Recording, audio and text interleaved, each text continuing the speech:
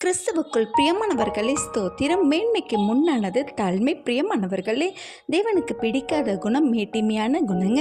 தாழ்மை குணத்தையே தேவன் விரும்புகின்றார். ஆபிரகாமின் மகனான ஈசாக்கோடு தேவன் இருந்தார். ஏன் என்றால் அவர் தேவனுக்கு பிரியமாய் நடந்து வந்தார். அப்பொழுது கர்த்தர் ஈசாக்கோடே பேசினார். எகிப்துக்கு போக வேண்டாம் என்றார். கீழ்ப்படிந்த ஈசாக்கு கேராரூரில் தங்கினார். அந்த இடத்தில் தேவன் அவரை ஆசீர்வதித்து மடங்காங்க விருத்தியடைய செய்தார். அங்கே ஒரு துறவை தோண்டினார். அதனை பார்த்து பொறாமை கொண்ட அபிமெலேக்கு இந்த இடத்தை விட்டு போகும்படியாக சொன்னார். ஈசாக்கு சரி என்று சொல்லி கேராரூர் பள்ளத்தாக்குக்கு சென்று அங்கு ஒரு துறவை தோண்டினார். அங்கு தண்ணீர் வந்தது. அப்பொழுது கேராரூர் மேய்ப்பர்கள் இது எங்களுடையது என்று வாக்குவாதம் செய்து அங்கிருந்து போக சொன்னார்கள். அடுத்ததாக ஒரு துறவை தோண்டினார். அதையும் கேட்டார்கள்.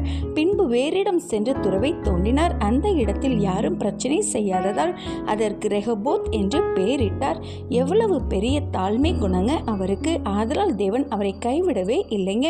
பின்பு அபிமெலேக்கு என்னை மன்னியும், தேவன் உம்மோடே இருக்கிறார் என்றார். நாமும் ஈசாக்கு அவரை போல் தேவனுக்கு பிரியமாய் நடந்து அவருடைய கட்டளைகளுக்கு கீழ்ப்படிந்து தாழ்மை குணத்துடன் இருந்தால் நிச்சயம் ஆசீர்வதிக்கப்படுவோம். ஆமென்.